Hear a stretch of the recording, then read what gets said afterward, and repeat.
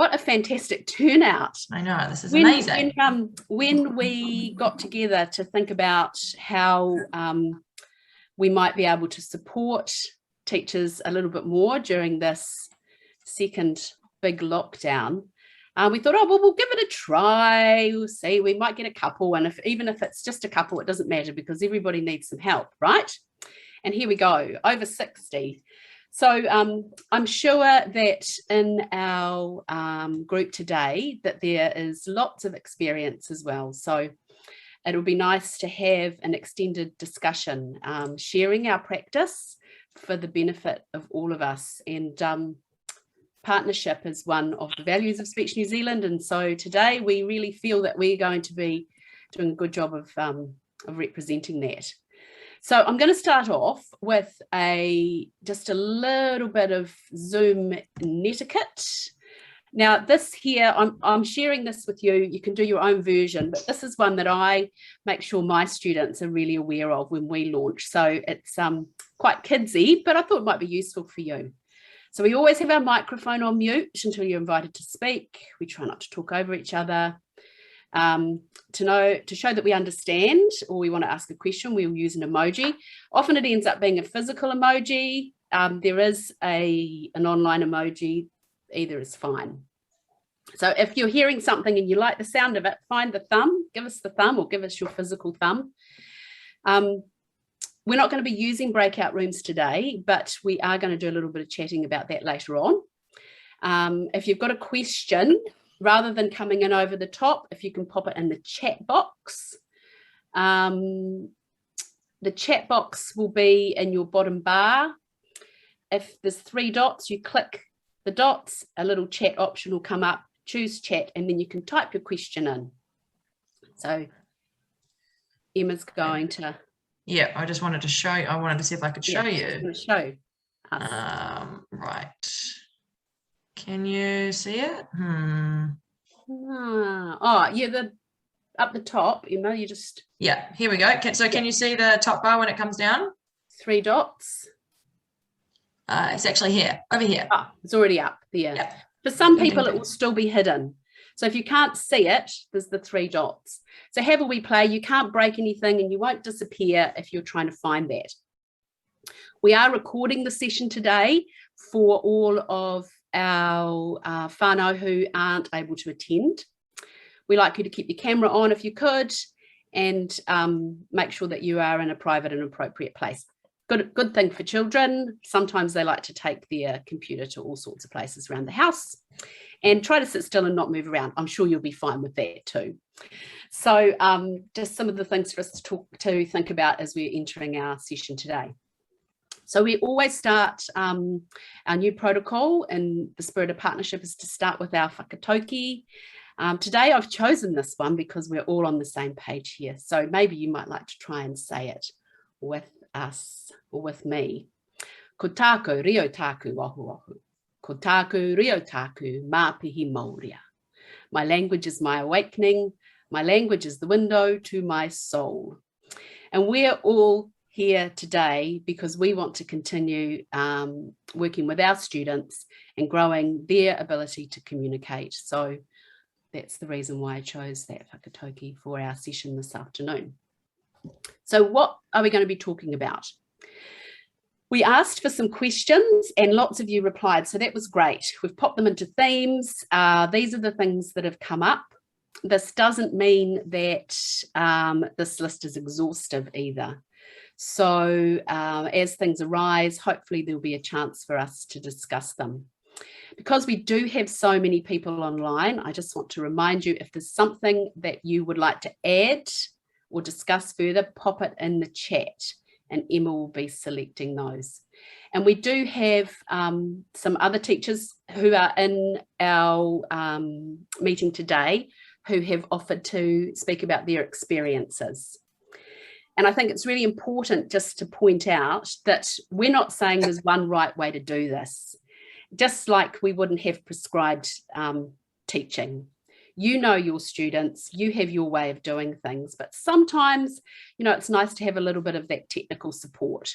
So when someone suggests something, it doesn't mean it's right or wrong, it's just whether or not what their suggestion is going to be useful to you.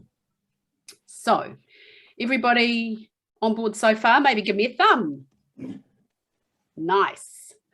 Okay, so we are having an open discussion, and our first thing we're talking about is the drama or general ideas, isn't it, Emma, I think? Yeah. So the first... I'm just going to stop the share for a second. Yeah, you're right. Yeah, I'm trying to make it so that people can see you while I'm screen sharing. Ah. And for some reason it's not. I think you need to make me a presenter. Yeah. Where have you gone? We're all learning. There are so many people. Where is your little face gone? If you drop down the box, if you go into the participants box. Sweet. Now host. Yeah. I think that might. When you go back to share. Fingers crossed. Otherwise, they'll just. It says it's because it's optimized. Hold on. Well, let me try one more thing. Good. Okay. So, just a little bit of background about my teaching. So, I have a full-time job. I work for the Ministry of Education, and I have, I think, 20 students that I still take only because I love it, and I don't ever want to give it up. But I do spend a lot of time traveling around the country. So the only way that I can really connect with my students every week is by Zoom. So in my term, I do 8 Zoom sessions and 2 face-to-face, depending on my calendar. So I've had to figure out how to do this quite quickly. And my students, I've done it all of last year and all of this year so far. And my students do exams, they work in groups. And I think the challenge has been really about thinking outside the box and being innovative. So these are some of the things that I had come up with. When you're thinking about the screen, I always, when I get stuck, I think work within the confines of the screen and not against it. Don't be frustrated by it. Think about what can we do that will be seen by the camera as opposed to that's too hard. So sometimes it's about narrowing the view, making things happen in a tighter space. And the other thing was to try not to make it always want to work to replicate real life. Make adaptations or adaptations, yeah. So thinking about, just changing things around because you can't make it replicate real life. We're not in the room together. Change the setting and use what you have is another thing that I've done that's been quite successful as well. So for example, they had a little play script and instead of being in the same room together, the 3 boys, they acted it out as if they were in 3 different spaces on a computer. So it worked really well and they were really engaged with it. But, we've seen this happen so often in so many different ways with Shakespeare's text. So when I was trying to solve my problem, I thought, what would Shakespeare do? And Shakespeare, well, a director of Shakespeare these days would pop it to, in modern day. Shakespeare could be done online. There's nothing stopping it. You can, instead of props and costumes, use backgrounds. We're not going to go into too much detail, but you can have a play around and get some cool stuff happening. Use familiar background to establish a common place as well. So if you've got a background that's a forest, if everybody's in the forest, then it gives the illusion that we are all in the same place. And of course, our brains as an audience adapt to that. We don't go to the theatre and think it's the real world, but we soak it in, right? Take wide angle as well if you want to get something that's the whole room. So that's pushing the video right back into the corner, the camera right back into the corner so you're getting as much space as you can. And do think outside the box, watch other videos, and there's heaps of them online that you can watch as well. So this little video here, I'm just going to show a little snippet of it. I found this Zoom Theatre, doing all their theatre, American, of course, at this stage. And I just want to show you a little bit of how they've set up this witches. Can everyone hear? Hopefully you can. Give me a thumb if you can hear it. Yeah. Wow. No, it's breaking up. There. Hover through the fog and filthy air. What bloody man is that? This is the sergeant. Bark, it's my captivity. Say to the king the knowledge of the broil is out. It's leave it. Doubtless it stood the merciless MacDonald from the Western Isles of currants and gallows glasses is supplied, and referred me to the coming on of time with hail. You can stop that, Emma, now if you like. Thank you. So you could see in that second part of the scene, they used a common background in a completely different place. And in the scene with the witches, 3 different screens actually looked quite powerful. So I know that might have been tricky for you to hear, but if Emma's going to make this PowerPoint available to you, so you can just click that link and watch it yourself if you want to get right through and watch the whole 6 minutes. So at this point, I know that there are some teachers in our whānau who are here tonight who have done group drama online. So Emma, do you want to just help me out with who was happy to speak about that? I know Gabrielle Thurston was definitely happy to speak about that. If Gabrielle doesn't mind giving us a little chit chat about that. That would be fabulous. Thank you. Thanks, Emma. Actually, I think, Del, what you've just said is absolutely right. When we were down in lockdown last time, we were preparing group dramas, and it did exactly what you did. We pretended that the other people online were in the same room as themselves, and they had to pretend they were there and speaking to them, and they reacted back. It's not perfect, but it does work, and it will keep you going. And certainly I used things like Space Jump and all of those things exactly the same. You can do it. You can do it. They just have to believe they're together, and you pretend they're together, and they pick up from each other. So it's certainly easier with single dramas. And like you, I have taught someone this year full-time on Zoom who was doing pack-ans from Wellington, and someone separate, one person at a time, is really easy, and they that's not a problem. But for me, the group dramas are the hardest, but the students love it. I mean, they still love it and they still enter into it. But I think you captured it really, and you showed us a very good example. So I'm really happy with what you said. It was great. Thank you, Gabrielle. That's nice, and thank you for adding that example on there. I think one of the challenges I had is I have a group of 5 kids who are aged 8 to 10. Now, I'm not going to pretend that wasn't mighty challenging to get them to focus. And I remember the first day I did it, and I came out and my husband said, I think you said, Matthew, come back to the camera now, about 27 times. But now they're absolutely focused. So I'd have thought, you could be frustrated with this, but it's no different than having a new group of young students in your studio getting used to the learning context. You've got to use all your teacher strategies to keep them engaged and positive and still building those norms. And sometimes I will stop the session and go right back to our Netiquette and remind them, and they know, just like you would with any teaching. So I guess the thing is, don't be frustrated. It's just them learning a new context, and be kind to yourself and to them, I guess. The other thing that came up was devised drama. I think similar sorts of ideas. There is a little clip, which I don't think will show Emma, but it is in the video, in the PowerPoint, if anybody wants to see it. Devising is pretty much just the same as you would do normally. You have your point of departure, you do all your normal devising strategies, and you can still do all of that online, of course.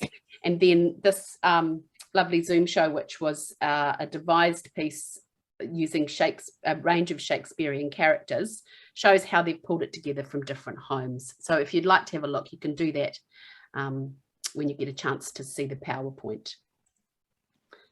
So we move on now to think about games and activities. This, I must admit, to finding this huge amount of fun to work these out.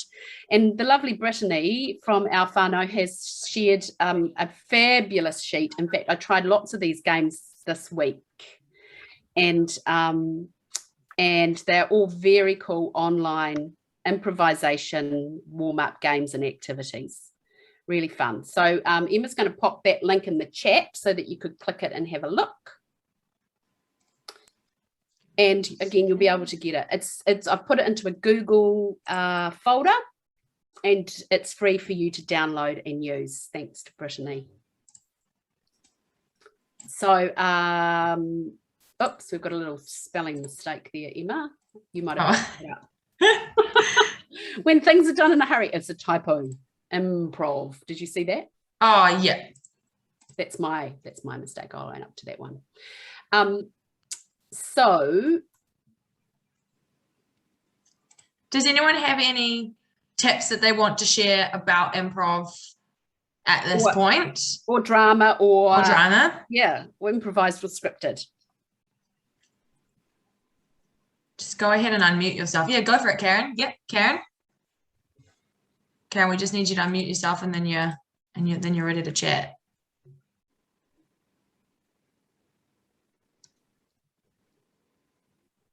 We can't hear Karen. There you are. You'll read this in the sheet of modifications, but Sarah and I used to often in improvisations to get students working on the structure. Say if there were 3 in a group, we would say, you know, you're first, you're second, you're third, and they would do the same improvisation, but they'd have to carry on from where the person before left, and they loved it. And that would be something you could do on a Zoom improvisation. So that's worth thinking about. Great, thank you, Karen. And that's a great way to do it, splitting it up between them. Anybody else? And just actually to come back to what Karen said earlier, the Flexi syllabus, the examinations committee have just worked on a set of modifications for Zoom exams for the Flexi syllabus. So they worked on that yesterday, so I'll be getting that out over the start of this week coming. Yes, yeah, that's fantastic, because we implemented the Flexi syllabus right at the beginning of the first lockdown, and it's been really popular even when they didn't need to. So finding ways to be able to use the Flexi syllabus and do that improvisation section online has been a big job by our examinations committee, and they've done some fabulous work. So, anyone else that we've missed that wanted to make a comment about a tip that they, or a question maybe? If anyone has a question. I could offer a couple of improv ideas that I've found have worked well. Awesome, thanks Nina. The popping in the chat box the alphabet from A to about M, and then just having them alternate backwards and forwards, starting the next sentence in the improv with the next letter is quite fun and challenging. And then, you know, you can have imaginary people come in if you get to X and you need something for X, Xavier, or hi Xavier, hi. But, you know, I often just, for the littler ones, go to M, and that's quite a manageable task. And the other one is one-liners. So you write a line in the chat box, and that's the starting point for an improv. And so you can have some really fun one-liners like, what did you do with the baby? Or turn the music down, or whatever, you know, and that can just be a trigger point for a fun improv. Yeah. Fantastic. Awesome. Great ideas. Thank you, Nina. One thing I've been doing this week is, with suddenly thinking, gosh, how are we going to practice improvisations, was actually putting them in situations where they don't have to move a lot, like being trapped in a lift. And so in their own bubble, they're each trapped in the lift there. Or, you know, they're walking through a department store and they suddenly turn into mannequins. And, you know, things like that, where movement doesn't play such a big part, but in their own bubbles, they're still together. Yeah, that's a great idea. Excellent idea. I have a question. How do we get that the backgrounds you talked about before with the dramas? How do we get a background? Yeah, so I can probably talk you through that. You go to the video icon, you click that up, and it's got choose virtual background. Oh, and here we go. Woo! Yep. Okay. Can you see me in a sunset? And it's got a variety of backgrounds. Yes. And you can actually also upload your own. That's the cool part of it. The blur is just privatizing your background. But you can, if you can get an image, so I don't know, let's just say it's set in a forest. You can just go onto Google, find, oh, there we go, Nina's in the lawn. And you can go and just get the image, and then if you go to the choose a virtual background, you can see there's an option for the plus button where you just add your own in. Yeah, it's and in my experience, depending on the age of the kids, the younger children love to change them around 974 times a lesson. So it's kind of like, let's keep your background the same because it's a little bit distracting. But when you get into your scene, it will be kind of cool. And I mean, I'm even thinking now, I'm looking at Nina's nice hiding in the lawn. If you threw that up and asked them to throw that up, the improvisation is, well, you are bugs in the grass or whatever you, there we go. So yeah, that's a good question. Thank you, Roz. And it's a really fun way to have some changes. Sorry, you also mentioned something about, somebody just said then about the chat room and writing up a question or something. So you need to find the chat. Yep. Yeah, so on the bottom bar, or for some of you it'll be on the top bar of your Zoom, there is, it should say chat. There's a speech bubble, click chat, and it will come up. And then you basically just type your message either to everybody. Oh, okay. Yeah, and you can hide it too. That was a great idea from Nina, because let's just say, I don't know, you're playing a version of charades, for example. I can type what I want Nina to say, but no one else can see that. So it keeps it secret from everybody else, which is kind of fun. That's and that's quite important though, because it does mean that if you are wanting to send a message to everybody, sometimes it auto selects the first person and it will just send a message to that person. I've been burned by that a bunch of times. So say you've got someone called Amber in class and then a whole bunch of other students, it might automatically select to Amber as a direct message. So you just want to make sure you click that little drop down and make sure you've selected everybody, unless you are actually wanting a direct message to Amber. Yeah. So, I mean, it's just a matter of having a wee play around with it. Yeah. So I think in the PowerPoint we'll share too, there was a great example that I found of improvisation as well. So you can have a look at that at your leisure. Just segueing on from what Roz had asked about the chat. The chat is also another really great way to share content with your students. So sometimes, which I'm sure you're familiar with too, I can't find my poem. Where is it? The dog ate it. I don't know. And you can waste a lot of time faffing around trying to find this stuff, right?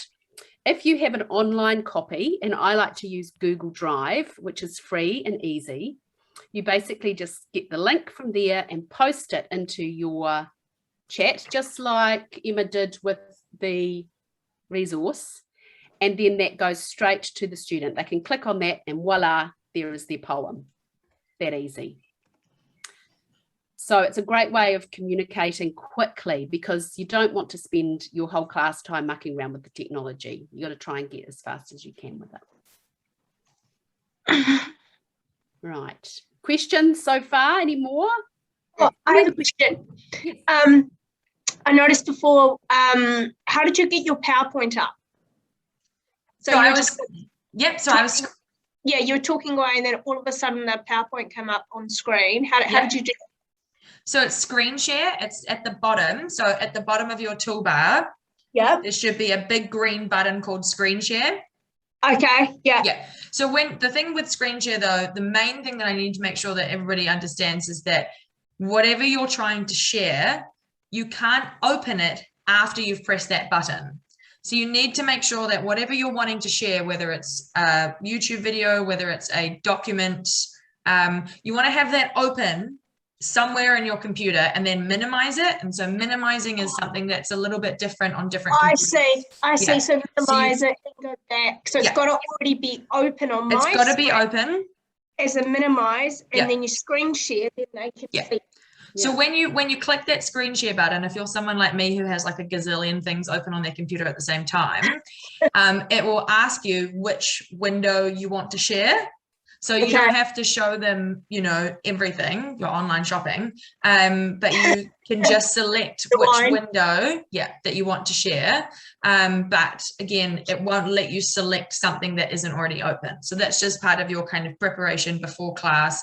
Make sure that you've got your bits and bobs open and ready, and then minimized. So minimizing is where on a Windows computer, it's the top left corner. It'll be the little line. Yeah. And if it's a Mac, I think it's the yellow one or the orange one. I think it's the middle dot, and that's on the right hand side. Helpfully a little bit different between the two. Thank you, that was really useful. Thank you, Emma. And like doing that screen share, that's how we always do our warm-up exercises, our voice and speech whole class exercises. Just have that open straight to screen share. We're all looking at the same thing. Can I ask? I've just got one question, sorry. Oh, sorry. Can you, if you want to show several things, can you go, do you have to exit the screen share each time and go back in? Yes. You do? Yeah. It depends. I think if you've got, I've managed to have it in some cases where because I've got two screens normally, instead of telling instead of telling Zoom that you want to just share your internet browser, you can actually tell it that you want to share the whole computer screen, and then it will show you pulling things, flipping things out. But you just have to make sure that it will look a little bit different when you get to that screen share space where you're selecting which window. You want to make sure you select the screen, not the window. So it just probably just needs a little bit of a play around. I often will practice that on two devices. Like you can Zoom yourself from a laptop to a phone, or you can ask your a family member to test it with you in another room, because otherwise you'll get that feeling. But yeah, so just have a little play around with screen sharing just to make sure that you're confident. But once you get going, it's so useful and so easy. And you can always call me at the office in non-lockdown times and I can test it with you as well. Yeah. Okay. Thank you. There was someone else, I think, that popped up with a question. Oh, yeah, sorry. Just a question regarding exams. When you're doing improvisation, often if I give my students a task, they're doing it in groups of 2 or 3, and I might say to them, give them a scenario, and they normally would go away for about 30 seconds and come up with an idea together and then do it. Now, how are they going to do that if they're on Zoom? I mean, they can do the chat thing, but it's not going to be as effective. Good question, and it's really easy. It's called a breakout room. Okay, great. Yeah, so basically what you can do is in the bottom bar under the 3 dots, you will see there's a breakout room option. And that's where you can select to put groups of students together to talk privately. Oh, fantastic. I've seen it. Thank you. That's really helpful. So with my little group of my young students, when they go off in their pairs to plan their improvisation, they all go off. And then I put a time limit on it, and you can do that in the breakout room, and they automatically come back to you after 1 minute. And they're like, oh, we're not ready. It's like the time is up. And so then they're all back, and then they have to do their improvisation while we all watch. So perfect. Thank you. That's really helpful. It's a good question. We didn't want to sort of unpack all that unless you had questions around it. I've got really extensive instructions on breakout rooms that I'll send out to all of you as well. Because there's lots of cool things that you can do even within that. You can have them pre-assigned to groups, or you can have it automatically put them in randomized groups. So it's all quite cool. Thank you. Yeah. Awesome. Kathy, did you have a question? No? Cool. Okay, we got anything coming through Anyone else? Yeah. People in the chat are just sort of saying that they, Glinda said she sends the file electronically by email before the lesson, or she'll scan a copy and send by phone if students have left things at home. And what else? Yeah, and I think that's, sorry, just pause there. That's a great idea, because that's one of the things that I think we potentially all grappling with. How do we share in the moment?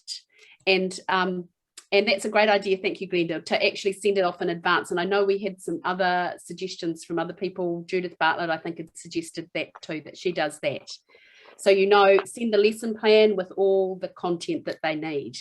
So that's one way. The other way is to use, as I mentioned before, Google Docs. So make a folder in your Google account with your student's name on it, and everything to do with them over the year goes into there, and then they have access to it and you have access to it. And you can do really cool stuff like when they're saying their poem, you can give them their feedback on a copy of the poem. So how we might have traditionally written down on a little piece of paper or on a notebook, you can actually do it on the text. So that might be a little bit too far down the track for you guys, but it's worthwhile trying because there's no paper needed and everybody's in the same spot. I've got another question, sorry. That's all right, questions are great. So I'm teaching out of St. Oran's, using a studio there. Now the issue is half of my students have completed their posters and left them there. The other half had posters at home. They wanted to keep them there because they want it safe and lugging it around. So they've spent a lot of time on these posters. Some have painted them and they look amazing. So what do you suggest we do about this? It's a really tricky question. What could you do? So, I mean, I don't know. Who knows when we're going to get back? If it was at level 3, you could possibly get someone to go in and take a photograph. I don't know. I think probably, I mean, if it was me, I'd give up on his phone. Yeah. Can I answer on that? Sure. Okay, so what I got, because I had this happen last year, so what I got them to do was just do a draft, just remind them what was actually on their piece of paper and not have the actual real beautiful thing that they'd done, but just a draft. So they just literally just drew up where things were and still talk to that draft. Okay, great idea. Karen, do you want to add anything onto that as from Speech New Zealand's exam committee, please? About posters. Yes, last year we came up with a number of options which are on the modifications. One was that they just use ordinary old paper that you put on the computer like that, and they just hold it like a flip chart, one per heading. The other one was to use a cardboard box that's around and put a heading on each side of the box. It's there. You screen share a digital chart, or if they did have some paper, say the back of the calendar or map or something, they could attach it to the back of a kitchen chair. Okay. But I think that under these circumstances, providing you can see the headings, that's fine. And actually, in the Zoom examining I did, a number of students quite successfully did talks without anything. So what about those that it does look amazing, they've done a really good job of it, and I know it's on delivery, not so much visual, but visual does play a point in results, doesn't it? Well, I suppose it does to a degree, but I think in these times examiners would make allowances for that. Oh, that's good. Yeah. Okay, cool. So it's really to Thank get you. something. It's just like some primary students I have been practicing. I teach in the library on a Friday morning. They've been practicing from books that are there, so they never forget them. They're always there. But of course now they're home. Yeah. So I've told their parents that they've got to select a page that I approve of from a book at home. So sometimes you can save yourself a lot of anxiety by just adapting. And maybe they will sell that chart to someone next year. Yeah. Can I Those students that haven't done their poster are probably quite relieved. Yeah. I mean, I think that is so disappointing for them, Rebecca. know. And Yes, at the end of the day, you know, lots of people have had big disappointments because of the situation we're in. And I think how I would be going is having a good discussion about resilience and how we can adapt. And, you know, you know what to do. There's the old quote, it's not what happens to you, it's what you do about it. Yeah. And I think to reassure them it won't affect their results if they don't have their poster. I mean, no, it won't in Zoom. No, it won't. No.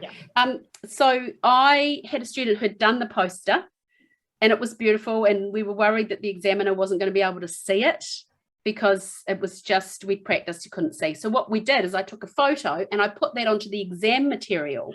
Right. Yeah. So the examiner could see on their A4 sheet that came through their computer, and it was far too far away to see, but then that married it up. So it's just, yeah. And I think the lesson there and the learning, we've got to take it back to that always. What's the learning here for this student is that it's really about your audience. What's your audience going to need in order to follow this through? And if you can do something for them, it won't make any difference to your grade. Dale, can I add something there? Just for you, Rebecca. I know that our school, so your school will too, are allowing teachers to go back in at required times, so they're not meeting other people and picking up materials. So we're all being notified when we can do this at different times, signing in and so forth. Why don't you go in and just take a photo of, when you're allowed, of all of their charts? That's a great idea. I do have some I have their photo already because I asked them to prove that they'd done their poster homework to take a photo and show me. So yeah, those that I don't have, I will go and photograph. Great idea. Thank you. Perfect. Now I can see a question there from Lucille, which is about how do you annotate? If anyone else is interested in that, give us a thumb. Okay, we've got a few. I'll just quickly show you. So I will take you, I'll just share my screen, I think, Emma, just to show go for it. You. I'll find someone here who's got a poem. Okay, here we go. So yeah, so I've taken into my Google Drive, that's my student folders, this is my student's name, and here is his document, The Dentist and the Crocodile, He, the poem. So it's opening up. Now, if he was on, we would be able to see him looking at it in here. So there's a couple of ways you can annotate it. You can use this comment button. Slow down at the beginning. Comment. And that just sits here and he can see exactly what bit it relates to, right? And you can go in, and when it's actually, the cool part about it is next time he does it, you can tick it as resolved and it goes away. How cool is that? If that's a bit tricky for you, you can just actually write on the document, make another copy, which is the annotated copy, not so it doesn't muck up your good version. I'd change my text color to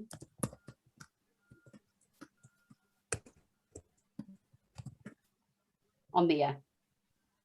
Simple as that. I'll take that off because I don't think he needs to slow down there, but we can see. So that is the real joy of Google Docs.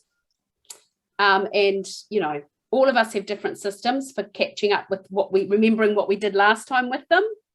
That really helps me. So any other questions coming through there, Emma? Nope, not right now. Great suggestions. Thank you. Can you write with draw as well? Yes, of course. Of course you can. If you'd rather use your pen, if you've got a pad, or you can write with your mouse. You just select that, I'm pretty sure. I don't know that you can do it in the comments, Glenda, but you could definitely write on the text if you've got a computer that's capable of doing that. Right, we've got another slide. So the rest of the slides were just tips that other examiners and teachers had put forward. So I'll just quickly show you what some of them were. So Judith suggested, yes. So we've kind of talked about this one, sending things via email for the lesson. Talked about Google Docs. I thought this one was quite interesting because someone specifically asked about how you can talk to one person at a time. And so Jennifer explained how you can put them in the breakout rooms, but you can also put yourself in the breakout room. So that will be involved in the instructions. Again, it might be a good thing to test with a couple of family members if you're just a little bit unsure, but you can have a private conversation with one student at a time by putting yourself in a breakout room with another student. Yeah, that's brilliant, because you've got a group of 4 or 5 children. 4 go off to do their task, you're working specifically with one, the breakout room is the way to do that. So whether you send them off or you go off is the way. The other, just a little other wee tip, which I just remembered, particularly with my little excited group of students, I always tell them, I don't always remember, but I always tell them that the session's being recorded. And so they're always on their best behavior when they're in the breakout room. And on that note, sometimes some schools, if you're teaching on Zoom, will ask you to record all your sessions for student safety. So Zoom's really easy to record it, and it records and saves to the cloud, so it's not hogging up your computer space. So that's just something else to think about. Can I say something just there?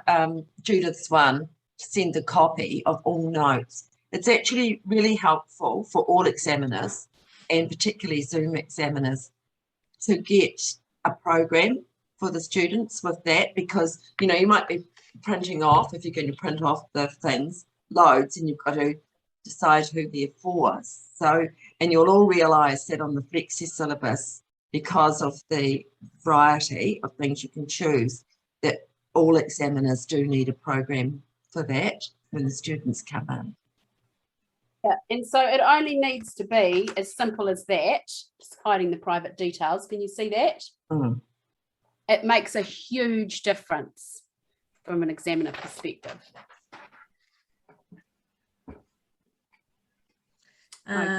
What's this next page? So Oh, this yeah, is we talked about that. Carrie. Yeah. So these are other little tips. Using the waiting room is often a good tool. That's something that I would say is probably a preference for you as a teacher. But essentially the waiting room is where once somebody clicks on the link, you actually have to accept them into the meeting. And to do that, you have to pull up the participants banner that's on the right-hand side of your Zoom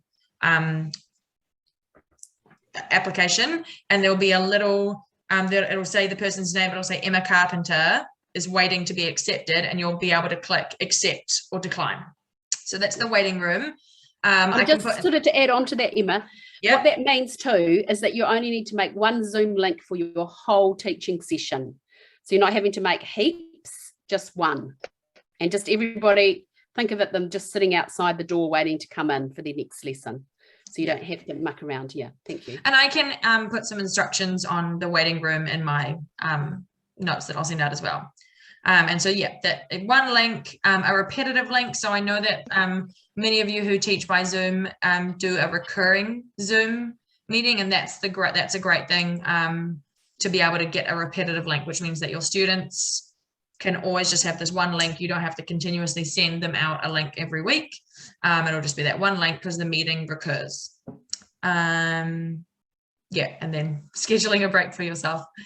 And then we're down to this last one here. So I thought this was quite interesting, preparing your students, especially if you're prepping for exams, figuring out whether they're going to sit or stand, might throw them off in an exam if they do something different. So, so that's a good thing to just mention. But those are all the notes that we have here. So is there anything else? There's a question from Robin. Can the program be sent ahead to Speech New Zealand? We'd probably ask for it to be included in your exam materials. That's the best time. Would you agree, Karen? Yes, yes. Yeah. So send your program along with your exam materials. Yeah. So Helen, yes, thank you. Helen's got the cloud only gets you to record a few sessions and then it wants money. Yes. So record it to it's your a little computer. bit frustrating, just like any applications. Now, I think it's one of those things, if you're going to be teaching a lot of students on Zoom, you might just need to pay for the next level. If you do it, I think, Emma, I don't know if you know, can you do it on a 6-monthly subscription as opposed to 12 months? I think, and you can stop it at any time. I think you can choose to pay monthly or annually. Annually, yeah.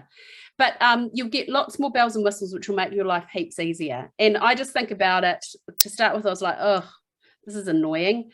But it's actually like renting a room, right? If you were having to pay for some rent, that's what it is. And it's not terribly expensive. I think if you work for a school too, you could get an educational discount. Any other? Especially, is there anything else that any of you, even if we don't necessarily need to discuss it right now, but is there anything else that anyone would like instructions on regarding the technical side of things, or anything like that? Because I can put together a nice little package. Yep, Ros? Ros, my name's Marguerite. Can I talk? Sorry, I just saw that Ros had her hand up. That's why I said Ros, Marguerite. Okay. But You are going to send us details on the breakout, because I can't see it anywhere. Yeah. No, that will be a separate document. Yeah. Yep.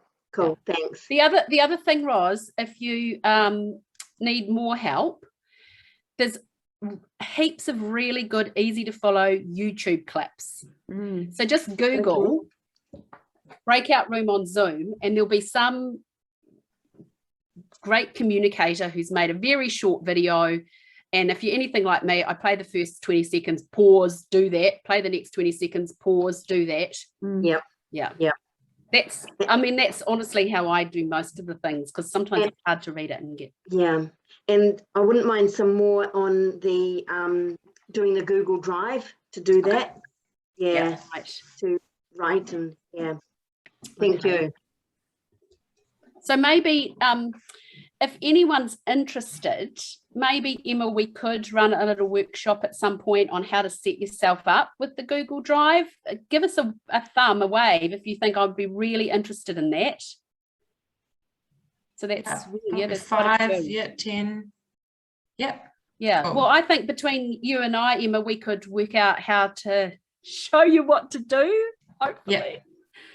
But if that's helpful, because I think it's fine to use this app, but it's the supporting content and information underneath that makes your life so much easier. So that would be, we'll have a, Emma and I will have a chat about how we could go about doing that. And maybe it's a session like this to get started, and then we could provide you with some one-on-one support like we did right way back with the Zoom starting out as well. Yep. So Marguerite, did you have something that you wanted to add? Yes, I only teach the professional speaking syllabus, and I have found that if all else fails, you go to the board and you ask for a syllabus variation. So as an example, I'm teaching a group of doctors at the moment how to communicate with Kiwi patients, and their role plays must be 13 minutes long, which is much longer than you would typically do in a professional speaking examination. And I simply came to the board and said, this is what it's got to be for this particular group. And they need to be given the scenarios beforehand, not the examiner making the scenarios up. And the Board of Speech New Zealand said, yep, you can do it like that. So just remember that if you have some special condition, and also doctors do not stand to do their presentations or talks. They sit when they talk to patients. And so my candidates in their Speech New Zealand examination will be sitting. They will not be standing. Thank you, Marguerite. That's really helpful for us to think about that. I think that it's just really important for everybody to know that at Speech New Zealand, our goal is to make this happen, and to work with you as much as we possibly can to ensure that your candidates can be examined around the skill sets that they have. I just saw in the chat, Helen, about the cloud taking up space. When you click record, does it give you the option to record to this computer or to record to the cloud? Because mine usually gives me the option, do you want to record to this computer or do you want to record to the cloud? So ideally, if the cloud is taking up space, it hopefully doesn't charge you to record to your computer. So next time you click record, just see if it gives you, it might auto select, I think it auto selects cloud, but just see if it lets you, and just see if that one works. How can you work two students speaking together? So Pauline, that's a classic breakout room scenario. So is that speaking simultaneously? Yeah, speaking simultaneously. Yeah. Today with Children for Bad Jelly, and they had to sing a song together, but the timing seems to, with the way the Wi-Fi works, one comes in ahead of the other. No, and it's Zoom as well. So Zoom wants to focus on one speaker at a time. So right now you can see there's a green box around me and everyone else. Even if there's stuff happening in the background, you can't really hear it. So that is definitely a massive downside of Zoom.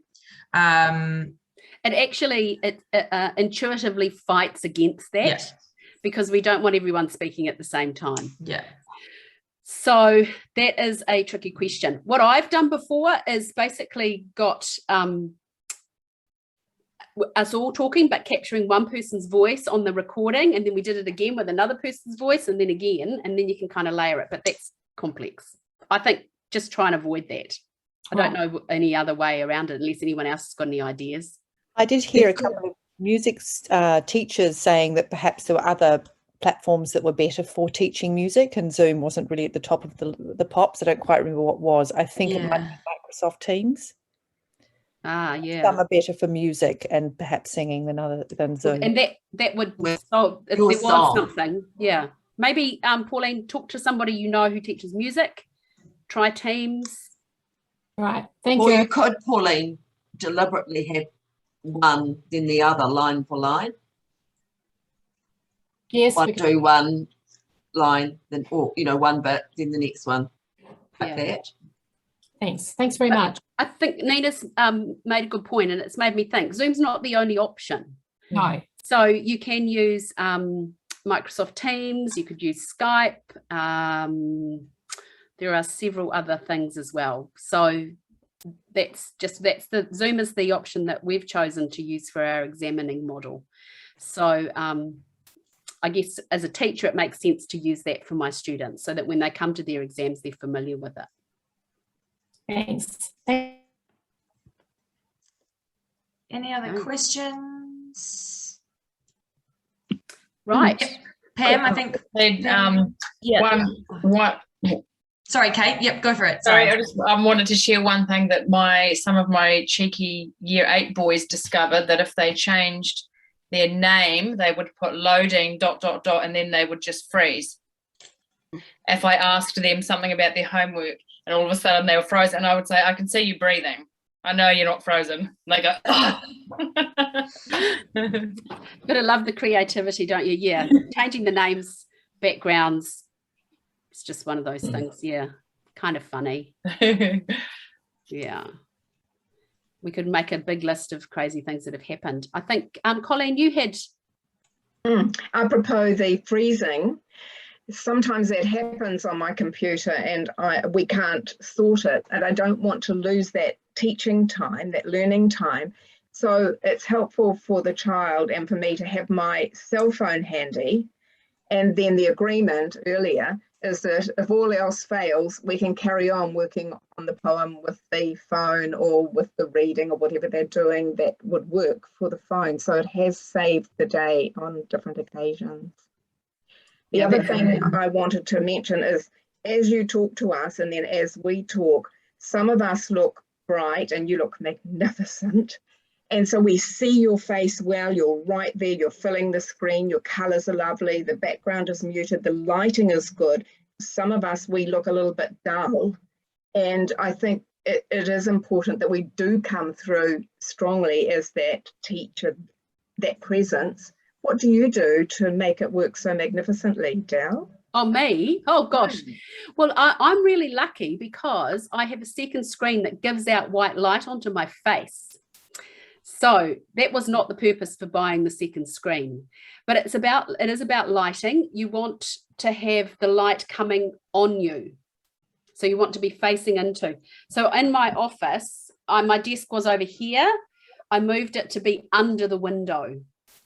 And then when the sun's coming strong, I just tilt the Venetian blinds so that it doesn't blast me.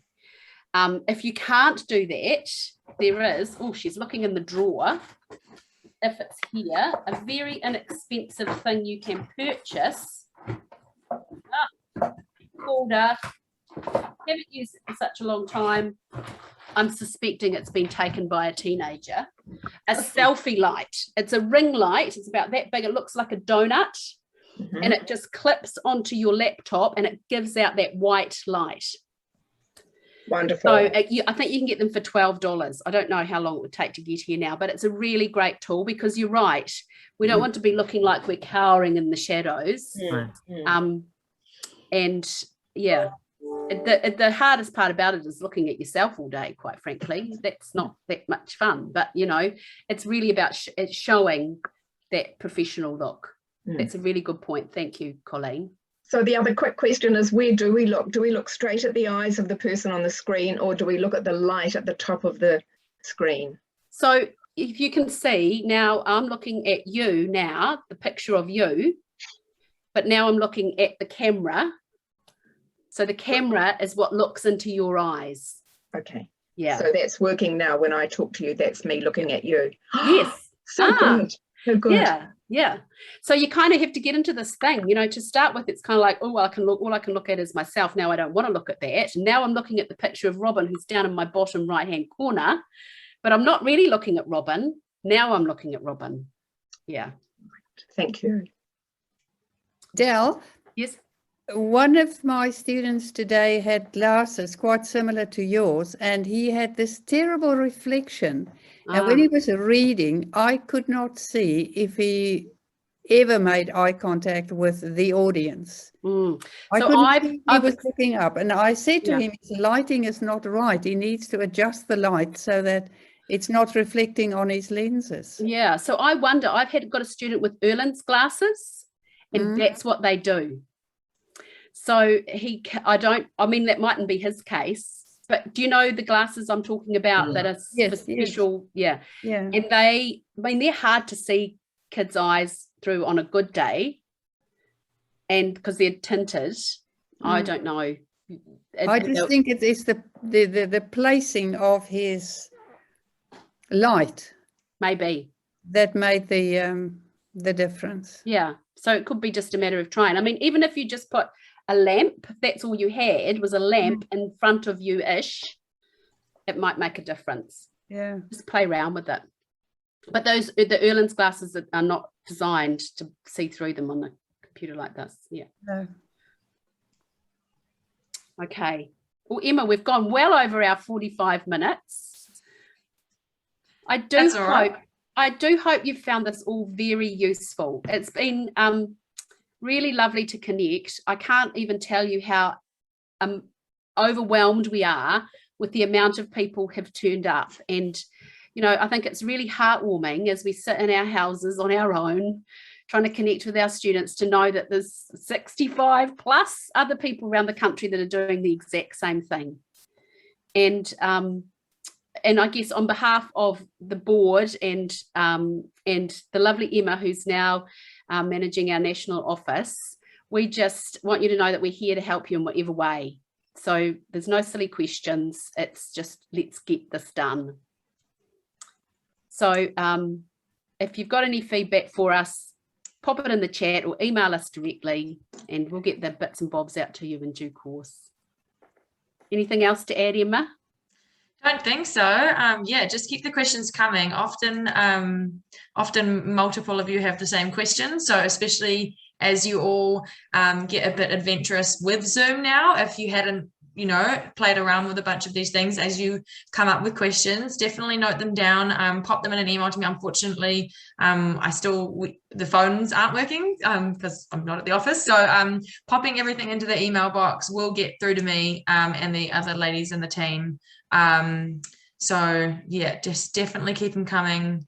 And yeah, I'm more than happy to, if we're really stuck, I'm more than happy to set aside a time to go over some things with you as well. Yeah. We'll put our heads together about the Google workshop. Yeah. So just watch the space. We'll send out another email for you to register when we can line that up.